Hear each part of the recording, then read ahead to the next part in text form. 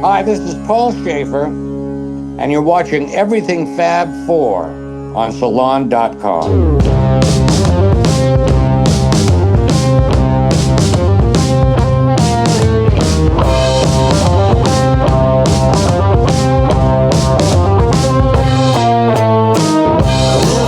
Welcome to Everything Fab Four, a podcast focused on fun and intelligent stories about the enduring cultural influence of the Beatles. I'm your host, Ken Womack, music culture columnist for Salon.com and a Beatles scholar and historian. No other band, or popular phenomenon for that matter, has enjoyed the global impact the Beatles have, and continue to have more than 50 years later. They are part of our human fabric. They created music that continues to bring people together, and just about everyone has their own Beatles story to tell, some that are surprisingly deep and unexpected. This show seeks to draw those stories out in interesting and insightful ways. Remember, it's a Beatles world, and everyone has a story. And in this moment, I know that I have so much that I want to say to Paul McCartney, but I also know that he's been running into schmucks like me for 60 years who want to tell him about how this song connects to this thing and it was played at this funeral or at this wedding or whatever. And it's a very personal story for the teller, but like it isn't really going to mean much to Paul. So I push it all down. So instead, I say it all in this show.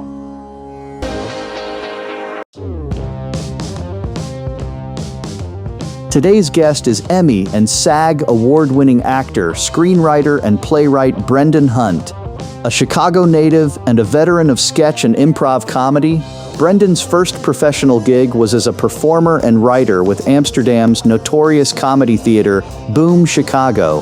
His solo show about that experience, 5 Years in Amsterdam, debuted at I.O. West in Los Angeles, and went on to be performed at the Edinburgh Fringe, Second City, and HBO Comedy Arts festivals. In theater, Brendan has twice been nominated for LA Theater's Ovation Awards, winning one for Best Actor in a Musical. His two plays, Absolutely Filthy and The Art Couple, both enjoyed sold-out LA runs, with the former winning Best Show at both the Hollywood Fringe Festival and the New York International Fringe Festival. His latest solo work, The Movement You Need, recently completed a sold-out run at the Soho Playhouse in Manhattan and has now opened at Chicago's famed Steppenwolf Theater. The Movement You Need explores Brendan's bittersweet memories of his Chicago childhood, a love for the Beatles that got him through it, and the tongue-tied moment he met Paul McCartney. Brendan's TV and film appearances include Bless This Mess, Community, Parks and Rec, Key and Peele, and the upcoming indie science fiction film Terrestrial. Brendan also voiced the character of Gunther Melmack in Pixar's latest animated film, Elio. During his time in Amsterdam, Brendan developed a passion for the sport of football that would eventually prove to be life-changing, leading not only to Ted Lasso and his breakout role on the hit Apple TV comedy series, but also landing him as co-host of Apple News' acclaimed World Cup podcast, After the Whistle, with NBC Sports commentator Rebecca Lowe.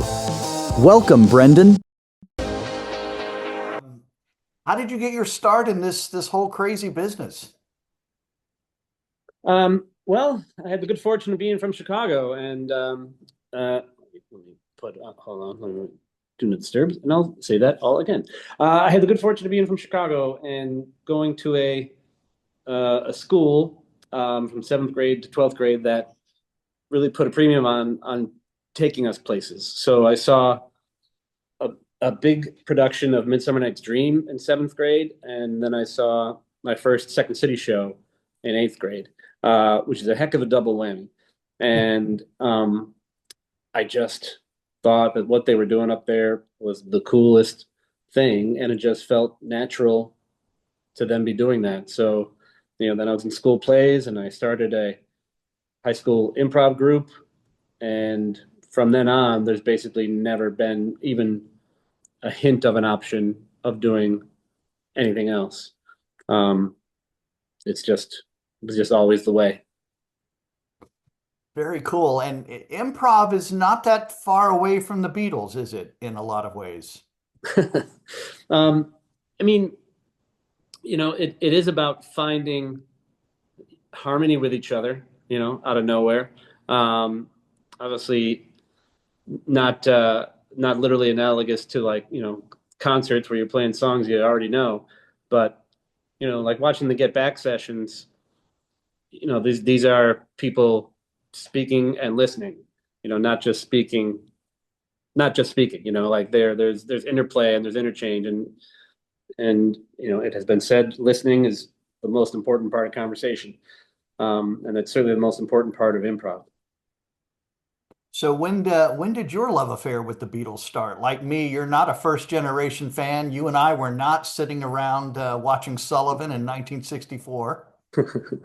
Nope, but my mom sure was. My first memory is a Beatles memory. It's of being unable to sleep around 3 years old and heading out to the living room where my mom is watching TV by herself. My parents were already divorced by then, and she, first she tells me to go back to bed, but I'm like, I can't sleep, and or something very cute, and she's like, ugh.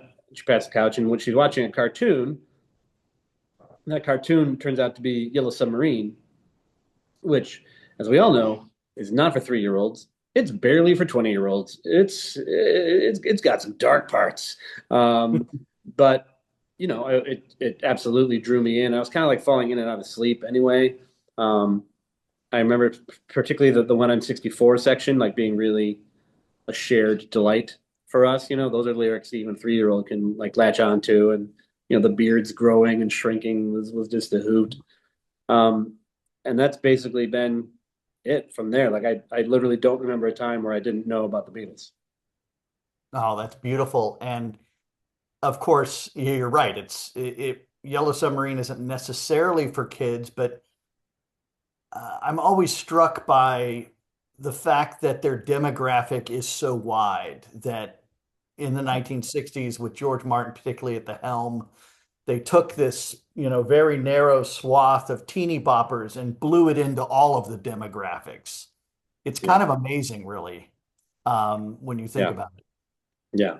I mean, the cynic will say it speaks to their marketing acumen, but I don't think marketing acumen alone could have possibly made that happen for so long. Because not even just through generations, but through the world. I mean, countries that don't have English as a first language that exist that are still massive, massive Beatle fan draws or Beatle fan populations. It just there can be no other answer except that they are amazing and what they did was incredible and has stood the test of time for valid reasons. That's right. And I think in particular, you mentioned how, it's not just a marketing play. It could never have been, Yeah, or they would have continued to make "I Want to Hold Your Hand" over and over and over again. yeah, But they don't do that. yeah, That's what's so remarkable. I teach a course about them every fall here on the shore, and I'm always amazed when they make those conscious decisions not to keep doing the same thing over and over again, yeah. which is incredible risk, you know, really, if you think about it. They might have very well had to get real jobs if they weren't careful. Obviously, that never came to pass, but just that incredible arc from Love Me Do to Abbey Road and Yeah. the end of their story is pretty staggering in all of art. You mentioned Shakespeare earlier with Midsummer Night's Dream. I find that the only other analog to them really is Shakespeare as far as Mm, cultural penetration, mm. and longevity. Um, it's really hard to fathom when you think about that. When you after you made that Beatles discovery and you enjoyed Yellow Submarine with your mother, how did you go about taking in all of the music? Of course, because like me, by the time we discover them, they're already over. Yeah. Well, my mom had a pretty great record collection, and she did not have every Beatles album, which I'm kind of glad for that because it meant I didn't become too accustomed to like Beatles 65 or Yesterday and Today. Like she had Sergeant Pepper and she had Abbey Road. Um, and I think it might have been just those two Beatles wise, so I played those a ton, and and especially that Beatle, the Sgt. Pepper artwork, for as something to be diving into while you're listening to it is a great experience for a kid. Um, so weirdly, I was exposed to like their later stuff maybe earlier than I was supposed to have been, but it still reverted. Somewhere I became very aware of the Mop Top era and like reattached to the Mop Top era. I should say, like when we watched Yellow Submarine, and when it ended, Hard Day's Night started, which I definitely did not stay up for. I passed out somewhere after. I should have known better. Having no idea, I had just seen the first visions of George's wife. So I knew about mop tops. I remember they were on the radio a lot. Like we always had oldie stations on. This is before classic rock was an actual format. So, hearing, the She Loves Yous and the I Want to Hold Your Hands, mixed in with like, Dion, and Frankie Valli and the Four Tops or whatever. I remember my friend and his mom who would drive me to Little League. She had a tape in her car that was the Beatles' 20 number one hits, which I've never seen anywhere else actually. And we would listen to that going both ways, and that's when you really are starting to do a download. And I wasn't processing the musical journey they were on, but like just automatically enjoying, going from, She Loves You to, 8 days a week, into, Strawberry Fields, and like not even really realizing, yeah, again, like the journey that we all know so well. Oh, I should say my mom also had the Blue Album and the Red Album, Ah, which helped a ton as well. those were vital touchstones for me, Yeah. those two records. And I got them in the wrong order. My father bought me the cassette first. Hmm. And then I realized there was a Red Album, and I saw it in Target of all places and had Huh. to have that too. But what immediately struck me was, even when I was like 11, right, was that the Blue Album was the Beatles at a latter stage of being artists than the Red Album. And it was hard to compute how it's the same band Yeah. in such a short period of time.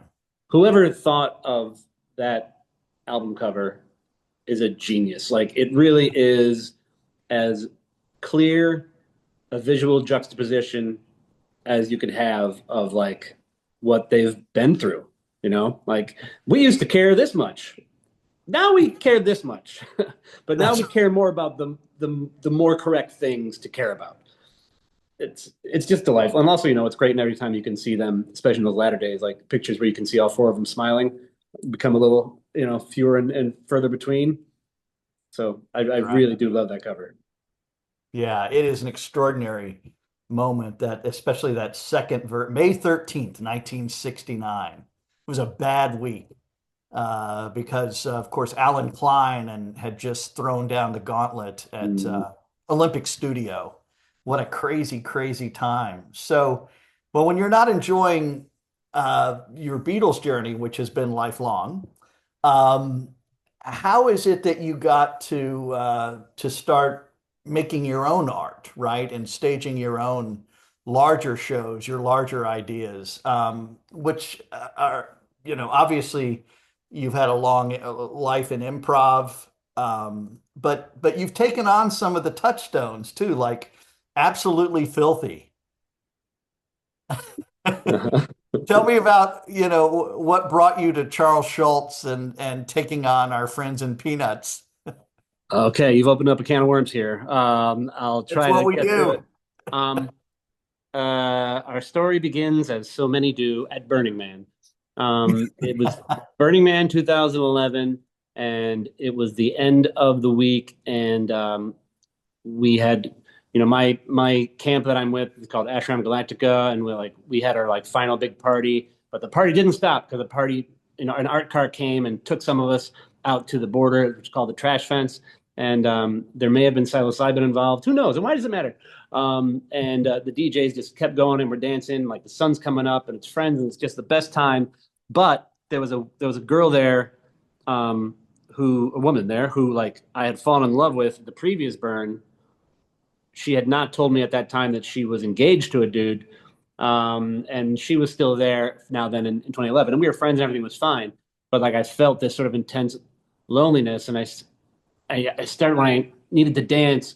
I needed to dance away from everyone because I needed more space. I was in the desert. Who needs more space in the desert?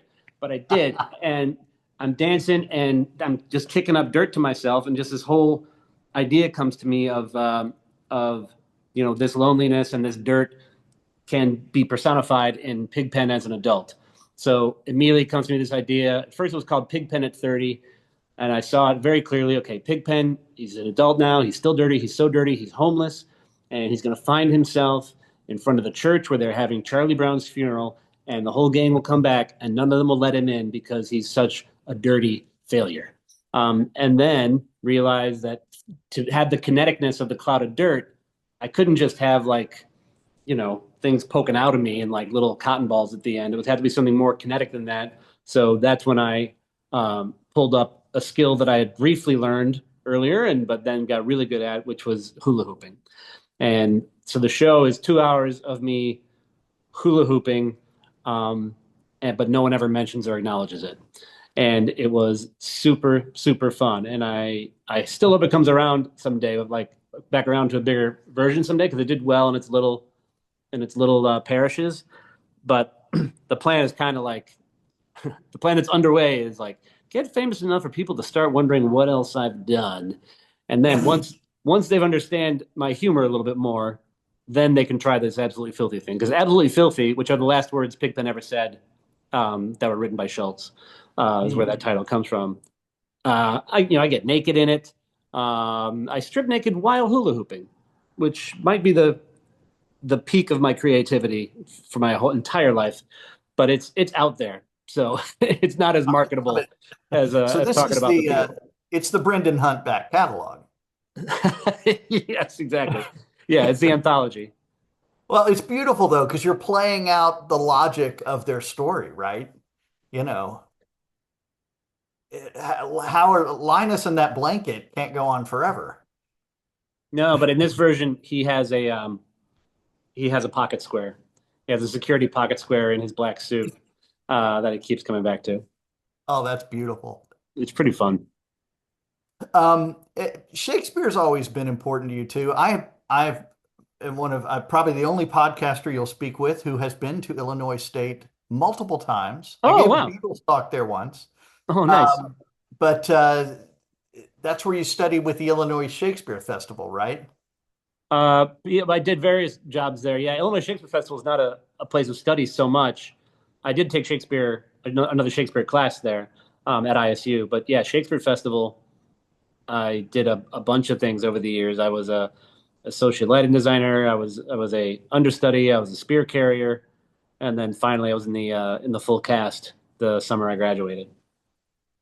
I love the breadth of your story, and of course, it takes us eventually to Ted Lasso. How does that world come about after all of these other experiences with Second City and Comedy Central and all of these places? Yeah. It starts in 1999 when out of nowhere I got a job in Amsterdam. I auditioned for a group called Boom Chicago, who are Americans doing English language sketch and improv out in Amsterdam. And it's this incredible job. A Second City vet who directed us a couple times, a guy named Ron West, once out there, very charitably described it as being kind of like the experience of being the Beatles in Hamburg, because you're performing constantly and you're getting your 10,000 hours and you're getting your chops up. But that's despite the fact that you're performing for people who have English as a second language and they are hammered. And you need to be absolutely on point with all your energy and commitment to try to get through to them. But then on top of that, you're in Amsterdam. And so your nights off can have pretty interesting ramifications. And perhaps you expand your mind a bit. Who knows? Um, but while I was there, most importantly, it would later turn out I got into soccer. I had not been into soccer at all up to that point, but then suddenly, because our theater was on a tourist square, and every weekend, it's West Ham versus Leeds, it's Burnley versus Aston Villa. I'm like, oh yes, give me all of it. And I just swallowed it up.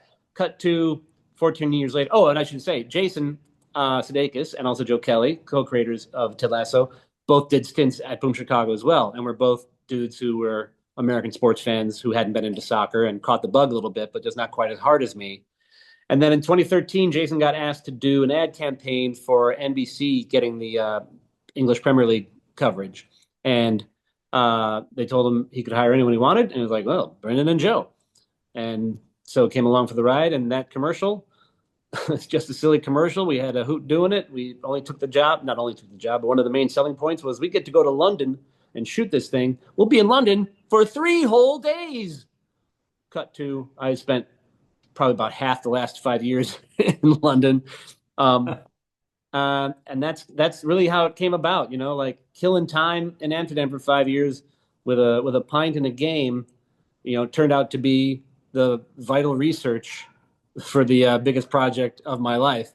Some people thought it was merely loafing. Well, never again will they make such a claim. Turns out it was tax deductible the whole time. Yeah, absolutely. So how did you create your character then? Which for many is the heart of the show, is your guy. How do you build him? Yeah, well, at first it was basically just a sketch, so you're not doing the depth of character building that you might later do, because I had more lines in the original commercial at first, and then Joe Kelly wisely and correctly noted this Ted character we've got here, he's fairly loquacious. He's going to handle the talking. You need to come in with like darts. You need to come in with short bursts, quick info, quick punchlines, and be out of the way. And it's like that makes perfect sense. One of the improv philosophies I've always clung to is look at the scene and ask, what does the scene need? And what this scene needed was me to be, in the background.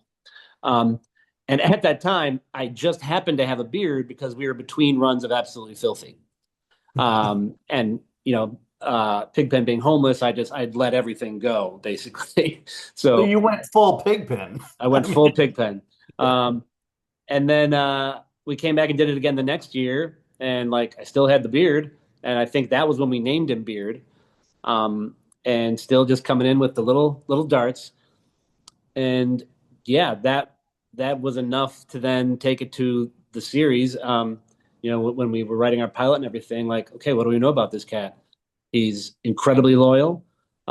He perhaps owes Ted something. We didn't quite know what yet. But he'd followed Ted to the edge of the earth.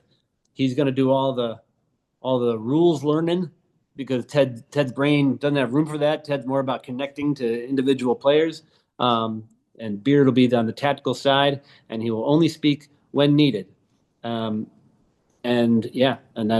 those have been the seeds that have led the way. No, it's beautiful. And of course, the show came along at a time when we all needed it so badly during COVID. Well, what was going on? I didn't hear anything. Well, you were at the bar studying your character. And we may have been in lockdown, which was not tax deductible. The bar was empty. It was so strange. And I had to break in, but it was fine. It was cheaper than usual. Yeah. It was, so I obviously, my heart wants to know more about the movement you need. How did you create this idea? What brought this concept? This probably wasn't Burning Man, was it? No, this one was not Burning Man, oddly enough. This one, the idea first came to me when my son was born in January of 2021, which was still deep lockdown, and we had to have the child in London because of my work schedule and everything, and it meant having the baby delivered by a doctor we'd only been allowed to meet like a week earlier. It was a very, very tense period. And it just so happens that the playlist I made, which was on shuffle, resulted in him being born to Hey Jude. And like for my memory of Yellow Submarine, my literal first memory, to now like my first experience with my child, to have these Beatles bookends, was like it just triggered something of realizing like, wow, the Beatles actually showed up in my life a lot. And then further realizing from the framework of being a parent now, like, oh wow, they showed up a lot because in many ways that's all me and mom had sometimes, because we had a very complicated relationship. She was an alcoholic, and I know that'll come as a surprise given that I'm doing a solo show. But it was like our sports, almost the way that dads and sons who can't talk about their feelings talk about March Madness. Me and mom had the Beatles. So I got things in order, organized to try to do a show that summer. Like I hadn't even written it yet, but like, all right, I'm going to do like a work in progress about me and mom and the Beatles. But COVID wiped out that festival, the Hollywood Fringe Festival, that year as well. So I put it to the side, and then there was more Lasso to do. But then while shooting season 3 of Ted Lasso, suddenly um, I'm about to meet Paul McCartney. It came out of nowhere because we were writing instead of shooting this one week. So we were in a different location than we usually were. And we found out that about 15 minutes from where we were writing, they were rehearsing the Taylor Hawkins All-Star Tribute Show, Memorial Tribute Show that was going to be at Wembley. And we found out that we were a 15-minute walk away from that place, and that there was going to be a surprise act who was not going to be announced until he stepped on stage at that concert. And that would be Paul McCartney, and that his rehearsal was about to start in 15 minutes. And would Jason like to come by and bring a few friends? So I go there, and we're in this, we're in the studio watching, while in the booth, Dave Grohl and Paul rehearse Helter Skelter. Then Dave comes out, Chrissy Hine goes in, they rehearse Oh Darling, which I believe Paul had never done live before. That's right. And then suddenly afterwards, here comes Paul, because he knows Jason from SNL days. So he just like walks right over to us. And in this moment, I know that I have so much that I want to say to Paul McCartney, but I also know that he's been running into schmucks like me for 60 years who want to tell him about how this song connects to this thing, and it was played at this funeral or at this wedding or whatever. And it's a very personal story for the teller, but like it isn't really going to mean much to Paul, actually. So I have all these things I wanted to tell Paul McCartney, but I couldn't. So I push it all down. So instead, I say it all in this show. And the audience gets to hear every night what I would have told Paul McCartney. Oh, that's beautiful. It's pretty fun. It's pretty fun. And it means My that, favorite thing I've ever done, and then I'm including Ted Lasso in that. oh, wow. So yeah. So Paul needs to come to the show, obviously. Well, hopefully, this is a real leveling up, this production. Like when I did finally start doing it. Oh, sorry, that was closure. That's sorry. After the Paul meeting, that's when I realized, okay, now it's a show. Now it's a show. And I went about organizing it at the Hollywood Fringe Festival. Did it at the smallest theater I could find, 30 people. The title of the show said "Work in Progress." Like I had cards, I had a music stand, I had only a few images that I was showing. Um, but the Paul meeting, I set up as a frame to the show in ways that I can't quite give away. But that framework made it seem more finished than it actually was. And that helped in just, it was only 30 people, and it was a show that I still didn't know how to do. But the reaction was so powerful, so fast. I was like, oh, okay, there's something here. And so ever since then, it's just been a honing and a leveling up, going to slightly larger theaters, doing it in Amsterdam, doing it in New York, doing it at Dynasty Typewriter. And now, shock of all shocks, I'm about to do it at fucking Steppenwolf. And if it goes well here, then maybe, just maybe, we'll be able to do it in a similarly sized situation in New York, closer to where Paul might be able to come, wear one of his numerous disguises, and come check it out. So what do you hope folks take away when they see the show? Pardon me while I lubricate my instrument. Please do. Um, I mean, the show in a lot of ways is about how the song "Hey Jude" has been something that I have leaned on like my whole life, basically since before I knew. And so I'm kind of just being a vessel for that song here. And I want people to walk away with the lessons of that song, which are, you can take a sad song and make it better. And even if you feel all alone and it's just you, well, you'll do. And the movement you need is on your shoulder. What's the movement you need? Well, we don't really know exactly because Paul he just threw those words out there, but John said to keep them. But Yeah. however you want to interpret that, a piece of magic, a piece of will, a piece of strength, you have it, and you can do this. Oh, that's beautiful. And it's so true, right? And when you think about the Beatles, I can't tell you how many times, and I know you've done this at least as many as I have, where life isn't going well. And I've literally thought, at least I've got the Beatles. It's Yeah. you aren't alone in that sense. You're never alone. And of course, one of the chief storylines that they detail is the idea of loneliness. I remember I wrote a biography a few years ago of Mal Evans, the roadie, and I got all of his diaries, which one of these years. Wow. Oh yeah, they're beautiful, and I wanted to see what Mal did at various moments, right? And one of the ones that I zoomed in on was Hey Jude. What was Mal doing because Paul would often debut these songs and Mal would be there.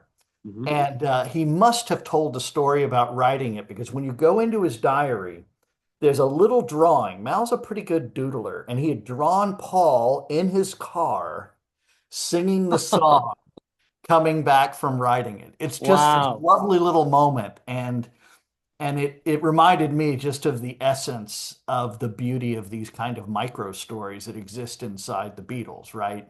Yeah. That take us to that place where Yeah. it's immediately familiar, Yeah. right? You know the story. I know the story, the movement you need, etc. And it's this kind of language. No wonder you and your mom were able to use them in that way, right?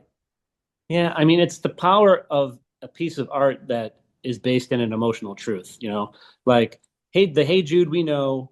I mean, it didn't go through like the amount of permutations of Strawberry Fields, so, let's say, or A Day in the Life.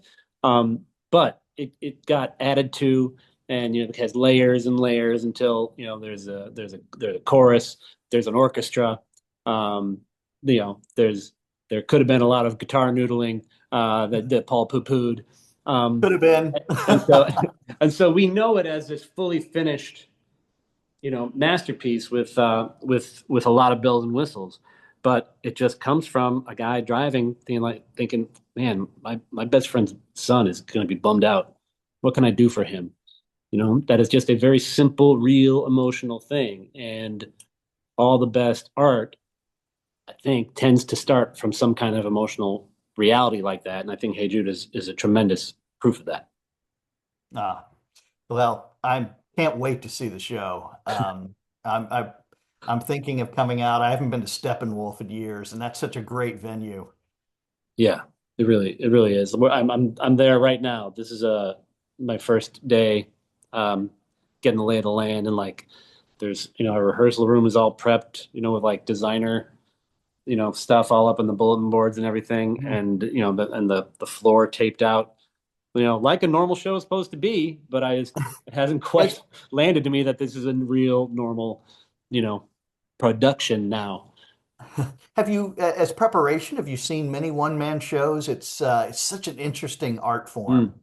Mm, The yeah. solitary experience, where really the weight of the production is, well, the movement you need is on your shoulders. hmm I've done a few, some better than others, and so I have those muscles to draw on at the very least. When I first got to LA, one of the first things people told me was like, people will do a lot of solo shows as like their calling card, and like, but there's not really a show. It's actually just they're trying to like showcase themselves for agents or whatever.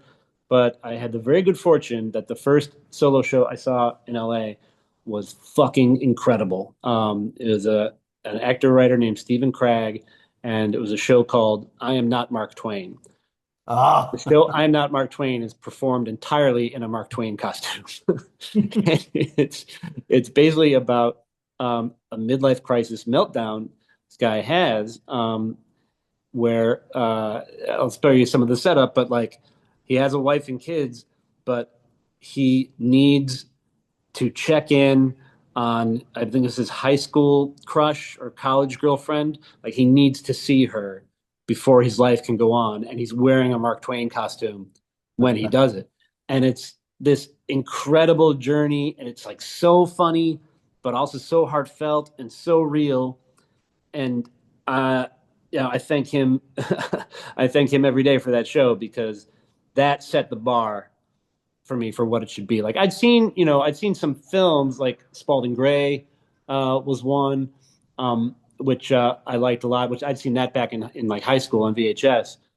But I'm pretty sure in terms of a theatrical show and not just a stand-up routine, Stephen Craig's I Am Not Mark Twain was the first one I saw in person. And so the effect of it was very, very powerful. Like, it was like, I mean, it's kind of like when the Beatles saw Ray Charles. It was like this is how it's done. Everything Fab Four is presented by Salon.com, the premier news, politics, innovation, and arts website.